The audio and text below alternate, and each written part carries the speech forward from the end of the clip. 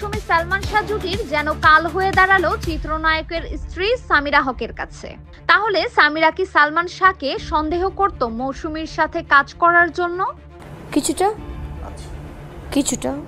কিন্তু ইমনেরও একটু প্রবলেম ছিল মৌসুমীকে নিয়ে। হঠাৎ একটি পত্রিকায় আলোচনার হেডলাইন হন সালমান শাহ শাবনূরকে বিয়ে করেছে। তখনই ঘটে বিপত্তি। আমার ছেলেকে মেরে ফেলতে যারা, তাদের বিচার চাই। এখন বর্তমানে তাদের কাছে আমাদের একটাই দাবি, আমরা আসামিদের শাস্তি চাই। ছিনতাইকারী আসামি, নারী নির্যাতন আসামি কোর্টে না দাঁড়িয়ে কোনোদিন জামিন পাইছে, সামিরা জামিন পাওয়া যায়, তাহলে বোঝেন সামিরার পাওয়ার কত বড়। আমরা মনে করি আমরাও বাঁচবো না, কিন্তু আমরা সঠিক বিচারটা আমরা দেখে যাইতে চাই। এই রকম নতুন নতুন ভিডিও দেখতে চাইলে আমাদের চ্যানেলটিকে সাবস্ক্রাইব করুন।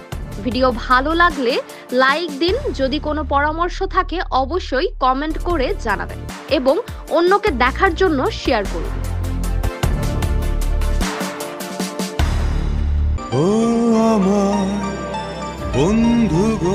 সালমান শাহ হত্যাকাণ্ডে একের পর এক নতুন মোড়, আর তাই সালমান শাহর সাবেক স্ত্রী সামিরা হক এক গণমাধ্যমকে সাক্ষাৎ দিয়ে জানালেন চাঞ্চল্যকর তথ্য। খুনের আমি আসামি কোনোদিনও ছিলাম না। সালমান শাহ প্রথম সিনেমায় পা রাখেন কিয়ামত থেকে কিয়ামত, যেটি ছিল কিয়ামত সে কিয়ামত তক বাংলা ভার্সন, আর ঢালিউডে পরিচালক হিসাবে ছিলেন সোহানুর রহমান সোহান। তখন সালমান শাহ এর নাম ছিল ইমন, আর এই নামেই তিনি তখন বিজ্ঞাপন ও কিছু নাটকের অভিনয় করেছিলেন। বিজ্ঞাপন দেখে পরিচালক সোহানুর রহমান সোহান একদিন ইমন চৌধুরীকে ফোন দেয়। ডাইরেক্টর অমুক বলছি, আমি আপনাকে ছবির ব্যাপারে কিছু কথা বলতে চাই, আপনি যদি আমাকে কিছু সময় দেন। আমি এরকম বোম্বে কিয়ামত সে কিয়ামত তক বাংলা করছি। তো সেই স্বপ্নটা যখন সোহান ভাইয়ের মুখ থেকে সফল হতে যাচ্ছে দেখে আমার কাছে একদিক দিয়ে আনন্দও লেগেছে, আবার ডিসিশনের অভাবে ভুগছিলাম যে আমি করব কি করব না, কিভাবে কি করব, এরকম একটা ভাব। বাড়িতে আসলাম, এসে বাবা মাকে জিজ্ঞেস করলাম। তাদের প্রথম একটু অমত ছিল, তারপরে আমার উৎসাহ দেখে তারা বললেন ঠিক আছে তুমি করো। বাস এই সোহান ভাইকে বললাম যে ঠিক আছে আমি করবো।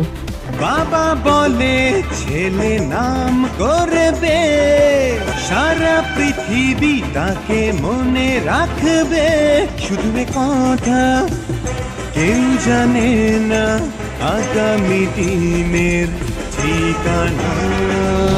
অভিনয়ের শুরু সালমান শাহর আকাশ ছোঁয়া নাটক দিয়ে। 1985 সালে বিটিভিতে প্রচারিত এই নাটকেই প্রথম দর্শকের নজর কাড়েন তিনি। এরপর পরিচালক সোহানুর রহমান সোহানের হাত ধরে 1993 সালে বড় পর্দায় আত্মপ্রকাশ। কিয়ামত থেকে কিয়ামত নামের সেই ছবির নায়িকা ছিলেন মৌসুমী।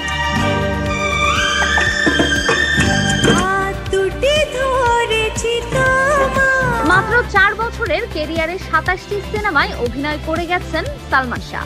এর মধ্যে 14টি সিনেমায় শাবনূরের সঙ্গে জুটি বেঁধে দর্শকদের উপহার দিয়েছেন একের পর এক হিট ছবি। তোমাকে চাই, শুধু তোমাকে চাই, আর কিছু জীবনে পাইবা না। তারপর থেকে মৌসুমী সালমান শাহ জুটির যেন কাল হয়ে দাঁড়ালো চিত্রনায়কের স্ত্রী সামিরা হকের কাছে। তাহলে সামিরা কি সালমান শাহকে সন্দেহ করত মৌসুমীর সাথে কাজ করার জন্য? কিছুটা, কিন্তু ইমনেরও একটু প্রবলেম ছিল মৌসুমীকে নিয়ে, যে মৌসুমীর জনপ্রিয়তাও তো অনেক বেশি ছিল। ইমন আর মৌসুমী ডিসাইড করলো, তারা সিদ্ধান্ত নিল যে তারা আর একসাথে ছবি করবে না। যেগুলো সাইন করা মুভিজ ছিল 4টা, ওই 4টা ছবি করেছে। শুনবো না কারো কথা যে মন্দ বলুক আর তখনই মোড় নেয় চলচ্চিত্রের নতুন জুটি। সামিরা হক শাবনূরকে প্রথম দেখেই নায়িকা হিসেবে বেছে নেন সালমান শাহর নতুন সিনেমার জন্য। যখন মৌসুমী চলে যায় তখন আমরা একটা নায়িকার ক্রাইসিসে পড়ি। তখন শাবনাজ আবার আছে, কিন্তু শাবনাজ নাইমের বিয়ে হয়ে গেছিল, তো শাবনাজও ছবি ছেড়ে দিবে এমন একটা তখন গুজব ছড়িয়েছিল। তখন ছোট্ট একটা মেয়ে আমরা খবর পেলাম যে এটা শাবনূর, এবং এটা ইতেশাম আঙ্কেলের হাত ধরেই একদিন ইমনের আব্বার বাসায় গ্রিন রোডে আসে। মনে হচ্ছে ও ছোটো বা ও পারবে কি না, বা ও তো ছোটো মোটো, তত বড় সড়ো না, মৌসুমী তো লম্বাটা, তা বুঝতে পারিনি যে আমরা আসলে কি করতে হবে। But yes, that was the start. অবশ্যই ছিল আপনার ওয়াইফের সাথে যদি আপনার ওয়াইফ যদি জানতে পারে যে আপনার কারোর সাথে অ্যাফেয়ার আছে বা আপনি কারোর সাথে কোনো মেয়ে আপনার সাথে কোনো একটা ঘটনা ঘটাতে চাচ্ছে, আপনার ওয়াইফকে আপত্তি জানাবে না? সালমান শাহ শাবনূর জুটি রূপালী পর্দায় ব্যাপক ঝড় তুলেছিলেন, যা আজও তাদের রোমান্টিক দৃশ্য দেখে বলে দেয় কতটা জনপ্রিয় ছিল তারা, এবং দিতে থাকে একের পর এক হিট সিনেমা। হঠাৎ একটি পত্রিকায় আলোচনার হেডলাইন হন সালমান শাহ শাবনূরকে বিয়ে করেছে। তখনই ঘটে বিপত্তি। সামিরা হক সালমান শাহকে বলে দেয়, তুমি শাবনূরের সাথে আর কোনো সিনেমা করতে পারবে না, যদি এই কন্ডিশনে রাজি থাকো তাহলে আমি তোমার ঘর করব। তার সাথে আমার কিছু কথা ছিল, সে শাবনূরের সাথে ছবি করতে পারবে না, যা যা ছবি ছিল সেগুলো শেষ করবে, কারণ সেগুলোতে টাকা নেওয়া হয়ে গেছিল। হ্যাঁ, তো ওগুলোর জন্য শাবনূরের সাথে যেগুলো কমিটমেন্ট ছিল সেগুলো শেষ করবে, নতুন কোনো ছবি করবে না। নতুন ছবির জায়গায় আমরা নতুন নায়িকা খুঁজবো, সেটা তখন পপির কথা চিন্তা করা হচ্ছিল। সামিরা হক সালমান শাহকে বলে দেয়, তুমি শাবনূরের সাথে আর কোনো সিনেমা করতে পারবে না, যদি এই কন্ডিশনে রাজি থাকো তাহলে আমি তোমার ঘর করব। আমি আমার বাবার বাড়িতে চলে গেছি, আমি ঝগড়া করি দিই, আমি তো ঢাকায় থেকে ওদের ঘাড়ের উপরে বসে থাকি, আমি চিটাগং চলে গেছি আমার বাবা মার কাছে। I didn't want to come back, আমি আসতে চাইনি, এসেছি। বাবা মা বলেছে, ইমন গিয়ে মাফ চেয়েছি। প্রতি বৃহস্পতিবার ইমন থাকতো চিটাগংয়ে, শুক্রবার থাকতো, শনিবার থাকতো, আমাকে বোঝানোর চেষ্টা করেছে। 2 মাস পর এসেছি। অন্যদিকে শাবনূরের খুব কাছের লোক ছিল আজিজ মোহাম্মদ ভাই। আবার সালমান শাহর স্ত্রী সামিরা হকের সাথেও সম্পর্ক ছিল আজিজ মোহাম্মদ ভাইয়ের।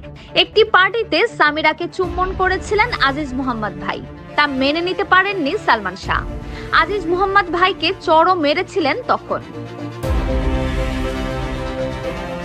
মোহাম্মদ আশরাফুল হক রূপালী পর্দায় তার নাম ডন হিসেবে পরিচিত।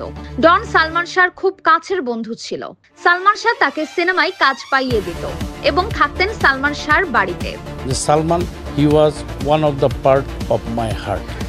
আমার মানে অর্ধেক হচ্ছে সালমান। ছবিতে অভিনয় করলে হোক, কোনো প্রোগ্রাম করলেই হোক, আমি পরিপূর্ণ বা পরিতৃপ্তি পাই না, কারণ সালমান নেই তো। এই যে সব কিছু আমার হাফডান হয়ে থাকে। সালমান আমার সেরকম একটা বন্ধু। রাতে যেয়ে ঘুমাতেন প্রতিদিন। তখন সালমান শাহর স্ত্রী সামিরা হকের সাথেও ডনের অন্তরঙ্গ ছবি পত্রিকায় প্রকাশ হয়, যা সালমান শাহ মেনে নিতে পারেনি। সামিরা হক টের পেয়ে আজিজ মোহাম্মদ ভাই, ডন ও তার মা লুসি, রেজবি সহ আরো কয়েকজন মিলে সালমান শাহকে হত্যা করে। পরে সেটি আত্মহত্যা নামে চালিয়ে দিয়েছিল এত বছর ধরে, যা সালমান শাহর মা মেনে নিতে পারেননি। আমার ছেলেকে মেরে ফেলতে যারা, তাদের বিচার চাই, আমি তাদের বিচার করো। এখনো আমাকে গালাগালি করা হচ্ছে। সালমান শাহর ভক্তরাও মেনে নিতে পারেননি। বর্তমানে হত্যা মামলায় গ্রহণ করেছে কোর্ট, আর সে রায় আসামিরা দেশ ত্যাগ করতে পারবে না। এরই মধ্যে রেজভির ভিডিও ভাইরাল হয়ে আরো সালমান শাহ আত্মহত্যাটিকে হত্যা মামলা হিসেবে গৃহীত হয়েছে। আজিজ মোহাম্মদ ভাই, সামিরা, লুসি, ডন, ডেভিড, জাভেদ, ফারুক, মুস্তাক, আমরা সবাই একত্রিতভাবে বাসায় যাই। বাসায় যাওয়ার পরে সামিরা দরজা খুলে দেয়। তারপরে ডন, জাভেদ ওরা ঝাঁপিয়ে পড়ে সালমানের উপরে। সামিরা এসে ইনজেকশন পুশ করে। তারপরে আজিজ মোহাম্মদ ভাই দড়ি নিয়ে ওর গলায় ফাঁস দেয়। ও যখন অজ্ঞান হয়ে পড়ে তখন ওরা 3 জন সালমান শাহ ইমনকে ফাইনাল ঝুলিয়ে রাখে।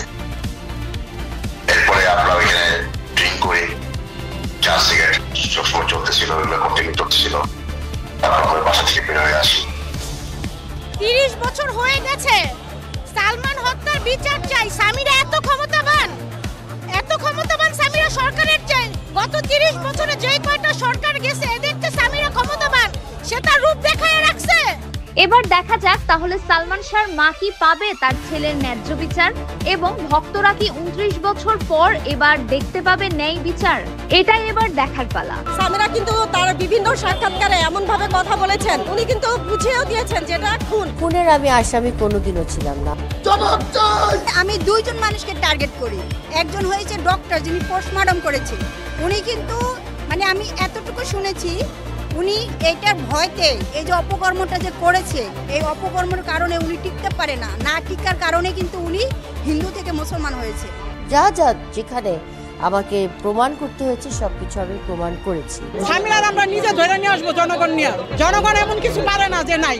সরকারের কাছে আমাদের একটাই দাবি, সে যেন সামিরার বিচার করে। যদি না পারে উনি আমাদের হাতে দিয়ে দেব, আমরা সামিরাকে আইনা বিচার করব। এখন আমরা প্রতিবাদ করতে পারি। একসময় আমাদের মুখ বন্ধ ছিল, এখন আর মুখ বন্ধ নাই। কোন কাজ করা ট্রাইব্যুনালে শুনছেন খুনি আসামি, দাগী আসামি, হত্যাকারী আসামি, ছিনতাইকারী আসামি, নারী নির্যাতন আসামি কোর্টে না দাঁড়িয়ে কোনোদিন জামিন পাইছে। সামিরা জামিন পাওয়া যায়, তাহলে বোঝেন সামিরার পাওয়ার কত বড়। আসামি তারা এখনো আমরা দেখতে পাচ্ছি আদালতের নির্দেশনা থাকা সত্ত্বেও তারা বাইরে দিব্যি ঘুরে বেড়াচ্ছে এবং আইন শৃঙ্খলা বাহিনী তাদেরকে ধরছে না। সেই 29 বছর ধরে এই বিউ কার্ডগুলা আমি টেরাঙ্গে রাখছি অনেক যত্নে। আজকে মনে করেন যে এই বিউ কার্ডগুলো বাইর করে মনে করা অনেক যত্ন করে নিয়ে আসছি, তার জানি মনে করো সঠিক বিচারটা আমরা পাই সেই আশাবাদী। মনে করেন যে আমরা মনে করি আমরাও বাঁচবো না, কিন্তু আমরা সঠিক বিচারটা আমরা দেখে যাইতে চাই। যে প্রশাসন চলে গেছে তারাও কিছু করতে পারে নাই। এখন বর্তমানে তাদের কাছে আমাদের একটাই দাবি, আমরা আসামিদের শাস্তি চাই, ওদের একটা মানে ফাঁসি চাই। আমরা এক কথা, আমরা ফাঁসি চাই।